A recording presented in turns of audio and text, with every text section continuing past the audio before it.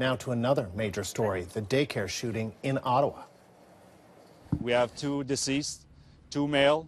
One of the male is the person responsible for this shooting, and the second person is another male who works here at the daycare center. That's the police chief of Gatineau, Quebec. We now know more about the drama that unfolded at the center. As you heard, 2 people were killed at the scene, and police say it's likely that children witnessed the shooting. The CBC's James Fitzmaurice is on the scene, and he joins me now. And so, James, since we last checked with you, police have revealed much more about what happened. What's the latest? We have, as you say, a much clearer picture as to what happened. Police say that they received a 911 call at about 10:25 this morning. When they responded within 3 minutes, they arrived on the scene to find a deceased person, a deceased man inside one of the 2 buildings that houses this daycare.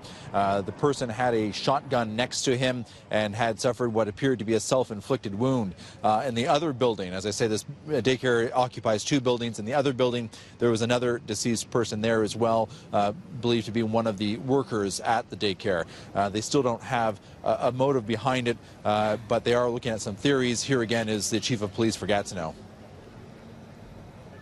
Right now we are investigating a possibility that this event was related to a recent separation between in a couple. So right now that's the context of the investigation.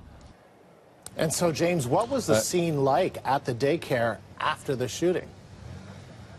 Well, when we first arrived here, police had completely cordoned off the area. It still is closed to all traffic.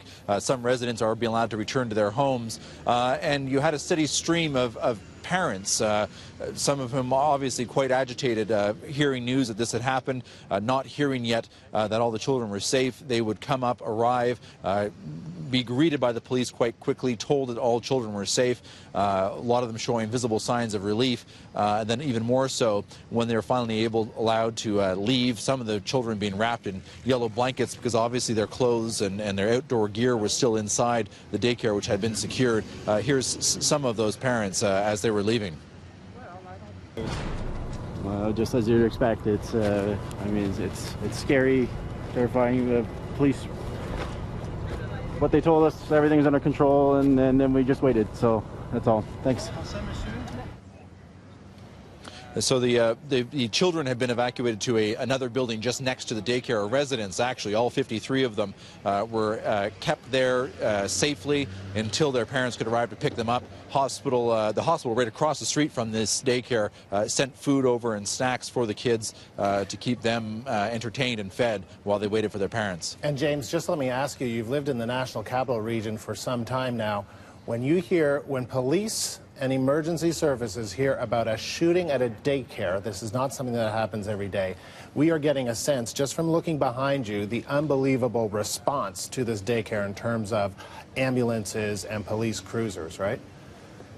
Absolutely. There was no fewer than 20 police cars on this scene immediately, securing the entire area until they knew exactly what was going on. The police chief earlier also praising the coordination between his personnel and the ambulance crews, all of them converging on this area, first to make sure the kids were safe and then to secure the area for the investigation. As I say, it must have been quite a scene in this residence later.